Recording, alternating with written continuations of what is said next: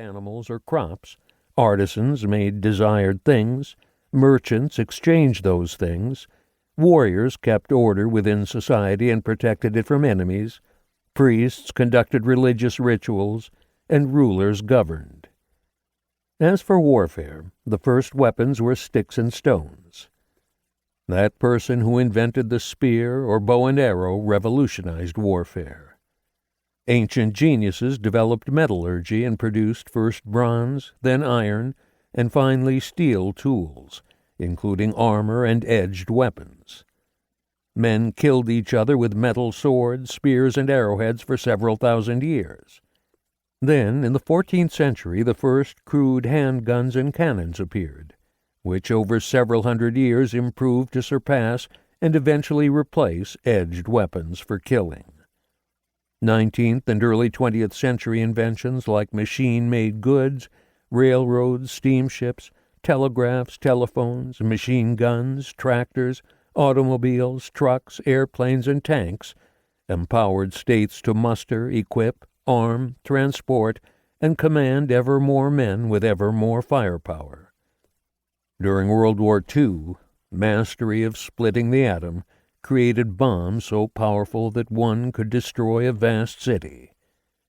During the 1990s, the United States led a revolution in military affairs, RMA, grounded on microelectronics that made weapons more accurate, cut through the fog of war to provide real-time intelligence about the enemy, and made it easier for units and troops within units to communicate and coordinate their tactics. The global Internet lets governments and groups spy on and war against each other with information extracted, disinformation planted, and damage inflicted, often without leaving a trace of just who did what. Historically, warfare in Europe began when the ancient Greeks and Romans began writing about it. Since then, Europe's center of political, military, and cultural gravity has shifted.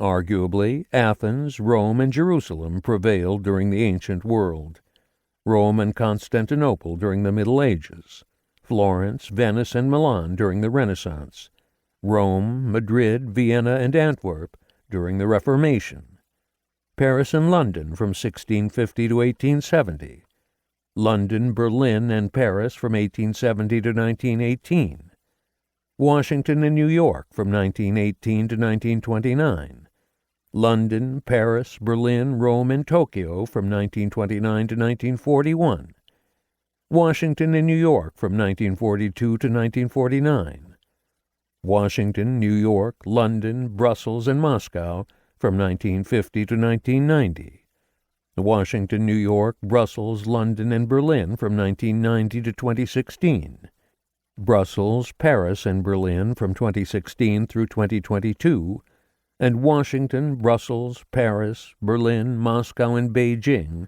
from then through today. Among history's joys is that everything about it is more or less debatable. History is best known through its leaders. A leader is deemed great as far as he or she changes history for better or worse. So who is a greater statesman, Churchill or de Gaulle, Talleyrand or Metternich?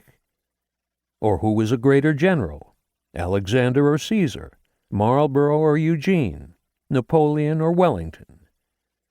Arguably, no one influenced history more than religious leaders. Who was greatest, Moses, Jesus, Mohammed, or Luther? Of history's best-known female monarchs, Elizabeth of England and Catherine of Russia enhanced their realms, while Cleopatra of Egypt lost hers. How much did each have to do with that? Imagining alternatives can illuminate what prevailed. How would history read had Lenin or Hitler died at birth? Just as few leaders can be deemed great, few battles were decisive. Which was more so, Arbela or Alesia, Austerlitz or Waterloo, the Armada or Trafalgar, Stalingrad or Normandy? War has had a profound impact on the development of Europe's states and relations among them over time. No one put it more succinctly than historian Charles Tilly. War